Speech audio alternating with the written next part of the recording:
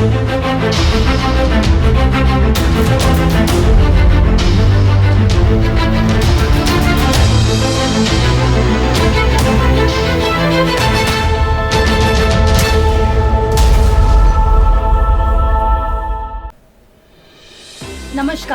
Next generation news channel में आप सभी का स्वागत है।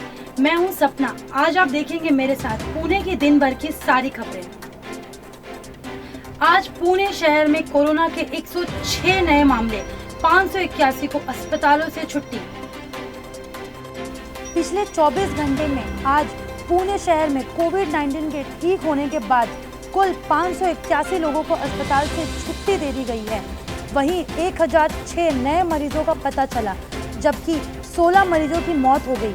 आज कोविड परीक्षणों के लिए 4684 लोगों के स्वैब नमूने एकत्र किए गए। पुणे म्युनिसिपल कॉर्पोरेशन पीएमसी के अनुसार अब तक कोरोना वायरस के सकारात्मक रोगियों की कुल संख्या 25,174 है, जिनमें से 15,500 से अधिक ठीक हो चुके हैं, जबकि वहीं 700 से अधिक की मौत हो चुकी है। अभी भी विभिन्न अस्पतालों में 8,809 सक्रिय रोगियों का इलाज चल रहा है। इनमें 402 गंभीर मरीज शामिल हैं, जिनमें से 75 वेंटिलेटर सपोर्ट पर हैं। पिंपरी चिंचवड नगर निगम ने कहा कि आज शाम 6:45 बजे तक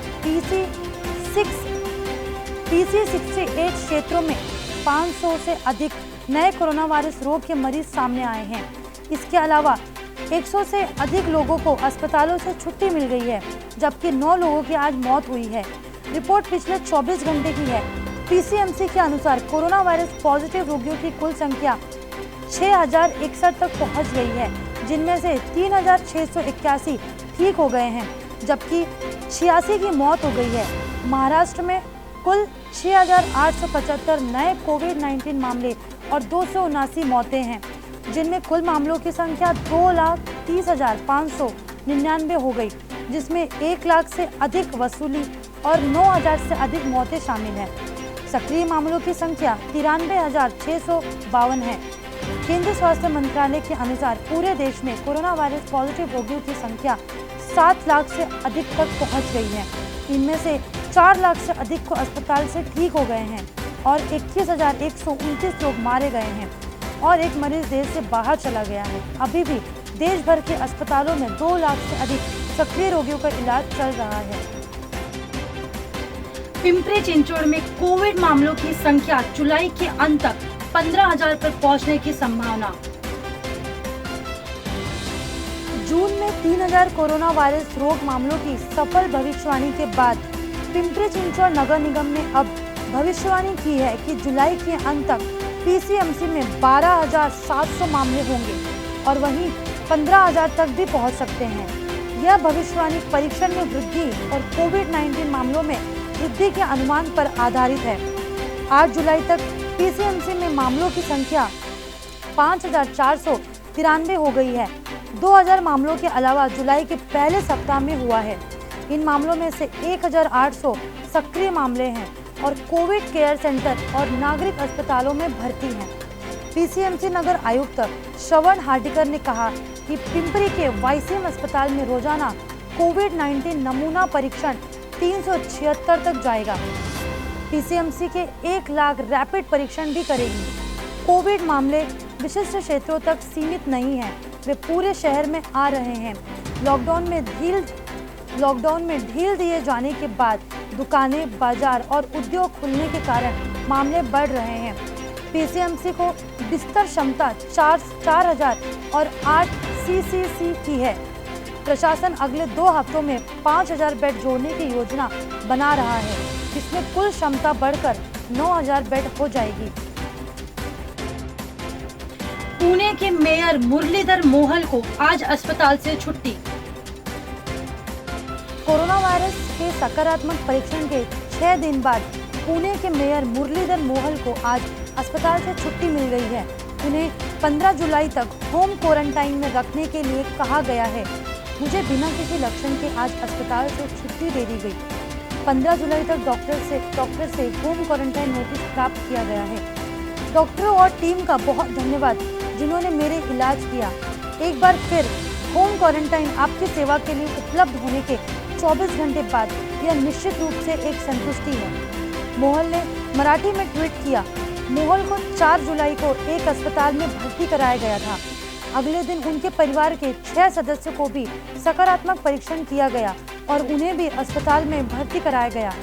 इससे पहले मोहल ने इलाज के दौरान अस्पताल से एक वीडियो जारी किया था और लोगों को सूचित किया कि वो कोविड-19 से ठीक हो रहे हैं।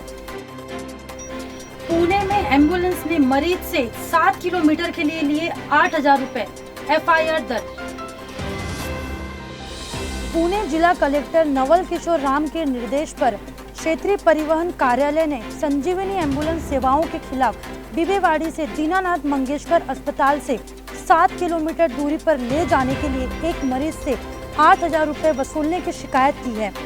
RTO इंस्पेक्टर धनंजय गोस्वामी की शिकायत के आधार पर पुणे शहर पुलिस के अंतर्गत बिबेवाड़ी पुलिस स्टेशन ने भारतीय दंड संहिता IPC की धारा 420 धोखाधड़ी के तहत अपराध के लिए प्राथमिकी दर्ज की है। संजीवनी एम्बुलेंस सेवा हड़पसर मोबाइल क्लिनिक वैन के बजाय वाहन का उपयोग एम्बुलेंस के रूप में कर रही है। अनुमति का दुरुपयोग करने के अलावा उन्होंने एक मरीज पर अतिरिक्त शुल्क भी लगाया। DCP बच्चन सिंह ने कहा कि एम्बुलेंस सेवाओं का पालन करने की आवश्यकता है और कोविड-19 परीक्षण का लाभ लेना चाहिए। वाघोली के ग्राम पंचायत क्षेत्र में कंटेनमेंट जोन घोषित। वाघोली ग्राम पंचायत क्षेत्र हवेली तालुका में 20 अन्य ग्राम पंचायतों के साथ क्षेत्र में तेजी से बढ़ती कोरोना वायरस बीमारी रोगियों के मद्देनजर एक नियंत्रण क्षेत्र घोषित किया गया है। 8 जुलाई मध्यरात्रि से क्षेत्र में सख्त तालाबंदी और रोकथाम के नियम लागू किए गए। नियंत्रण क्षेत्र में मुख्य सीमाओं के सभी मुख्य मार्गों को सील कर दिया गया है और लोगों को अगले आदेश तक अपने घर को छोड़ने के लिए निषिद्ध कर दिया गया है। दूध, सब्जियां और फल इत्यादि बेचने वाली दुकानें केवल सुबह 10 बजे से 2 बजे के बीच खुली रहने दी जाएंगी। सभी डिविजनल ऑफिसर सचिन बारावकर ने इलाके में कोविड-19 संक्रमण के प्रसार को रोकने के लिए ग्रामीणों को घर में रहने के लिए संकेत देने के आदेश जारी किए हैं। 65 वर्ष से अधिक उम्र के नागरिक, गर्भवती महिलाओं और 10 वर्ष से कम उम्र के बच्चों को बाहर कदम रखने से रोक दिया गया है जब तक कि यह आवश्यक न हो। बैंक भी सभी कार्य दिवसों में केवल सुबह 10 बजे से दोपहर 2 बजे तक खुले रहेंगे। हालांकि औद्योगिक प्रतिष्ठान बंद नहीं होंगे और अगर सिर्फ 1 या 2 कोविड-19 पॉजिटिव मरीजों का पता लगाया जाता है तो अन्य कर्मचारियों जो उनके संपर्क में थे उनका परीक्षण और संगरोध किया जाएगा। वाघोली में अधिकांश नागरिकों ने इस फैसले का स्वागत किया है। पुणे नगर निगम में 745 पदों पर कुशल स्वास्थ्य पेशेवरों की भर्ती शुरू। पुणे शहर के नागरिक अस्पताल कुशल स्वास्थ्य सेवा पेशेवरों की कमी का सामना कर रहे हैं। शहर में कोविड-19 महामारी और बढ़ते मामलों के बीच स्वास्थ्य पेशेवरों की कमी एक महत्वपूर्ण समस्या है। इसके कारण पुणे नगर निगम ने कुशल पेशेवरों की भर्ती करने का फैसला किया है और निजी अस्पतालों और क्लिनिकों के बराबर वेतन देने का आश्वासन दिया है। PMC के नगर आयुक्त शेखर गायकवाड़ के हवाले से मिली जानकारी से कुल 1169 नागरिक पदों में से 745 पद खाली हैं। उन्होंने कहा, स्वास्थ्य सेवा पेशेवरों और खाली पदों की कमी के कारण मौजूदा स्वास्थ्य कर्मचारी उपन्यास कोरोना वायरस के प्रसार की जांच करने में अति व्यस्त हो रहे हैं। यदि मौजूदा पेशेवर बीमार पड़ते हैं तो पूरे सिस्टम के पतन की संभावना है। कोविड-19 महामारी से लड़ने में मदद के लिए PMC के 60 लोग आए सामने। चल रहे कोविड-19 महामारी के बीच जहां लोगों में अराजकता और भय देखा जा सकता है, कुछ अच्छे समरिटन्स ने पुणे नगर निगम के साथ काम करने के लिए स्वेच्छा जारी किया है। PMC कर्मचारियों को ओवरवर्क किया गया है ताकि उन्हें लगभग 60 नागरिकों को राहत प्रदान करने के लिए शहर भर से उनके काम का बोझ कम करने में मदद मिले। जिन नागरिकों ने हस्ताक्षर किए हैं वे कोविड-19 देखभाल केंद्र, स्वैप संग्रह केंद्रों में काम करेंगे, सर्वेक्षण करने और नियंत्रण कक्ष को संचालित करने में मदद करेंगे। ऐसे समय में जब लोग कोविड-19 रोगियों के बाहर जाने या उनके पास जाने से डरते हैं, इन निडर नागरिकों ने स्वेच्छा से कोविड-19 देखभाल केंद्रों में काम किया है।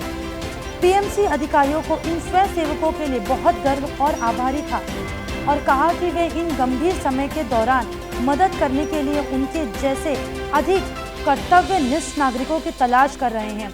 जो लोग पीएमसी के साथ स्वयं सेवक करना चाहते हैं, वे covidsevak.punecorporation.org ऑर्गेनाइजेशन पर आवेदन कर सकते हैं।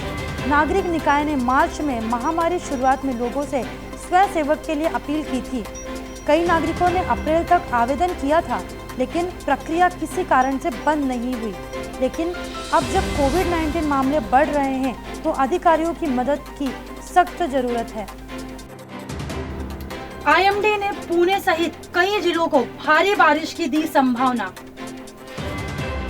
भारत मौसम विज्ञान विभाग आईएमडी मुंबई ने 13 जुलाई तक राज्यों के कई जिलों में भारी वर्षा की चेतावनी जारी की है। 9 से 13 जुलाई तक रत्नागिरी और सिंधुदुर्ग के दक्षिण कोंकण जिले और 11 से 13 जुलाई तक रायगढ़ के उत्तर कोंकण जिले में भारी वर्षा की भविष्यवाणी की गई है।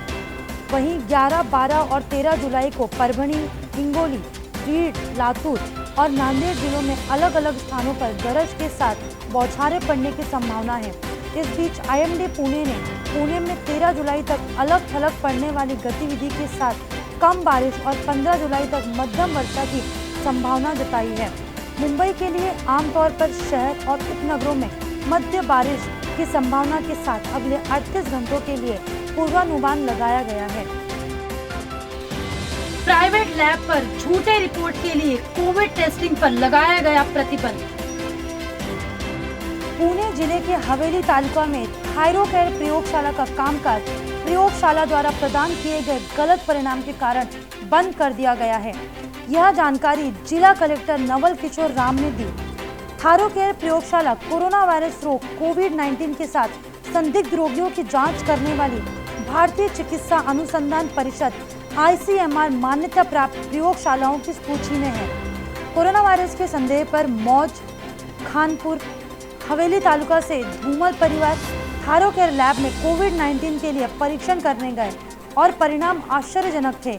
परिवार के 2 सदस्यों का परीक्षण नकारात्मक था और एक बच्चा सकारात्मक था। जब परिवार ने रिपोर्ट के निष्कर्षों के बारे में संदेह व्यक्त किया, तो उनकी रिपोर्ट को परीक्षण के लिए national institute of virology NIV Pune में प्रयोगशाला में वापस भेज दिया गया। पुनः परीक्षण के बाद धूमल परिवार की रिपोर्ट नकारात्मक आई। ग्रामीण और रोगियों ने प्रयोगशाला के काम के बारे में संदेह व्यक्त किया। इस स्थिति को ध्यान में रखते हुए हमने अगली सूची तक लैब को किसी भी स्वैब को इकट्ठा करने से रोक दिया है।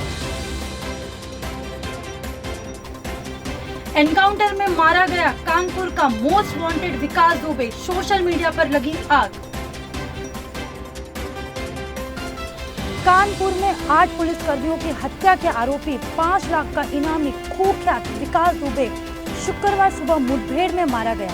गुरुवार को जिस फिल्मी अंदाज में उसकी गिरफ्तारी हुई, उसी अंदाज में आज उसका अंत भी हुआ। कानपुर शूटआउट के मास्टरमाइंड की मारे जाने की खबर सामने आते ही सोशल मीडिया में उबाल आ गया। विकास दुबे का मुठभेड़ कैसे हुआ, इसके जवाब में पुलिस की थ्योरी पर लोग सोशल मीडिया के जरिए सवाल उठा रहे हैं। कानपुर एसपी दिनेश कुमार ने इस घटना की पुष्टि की है। विकास दुबे की गिरफ्तारी या आत्मसमर्पण के सवाल में उलझे लोगों को जैसे ही मुठभेड़ में मारे जाने की खबर लगी, तो यह खबर सोशल मीडिया के टॉप ट्रेंड में आ गया।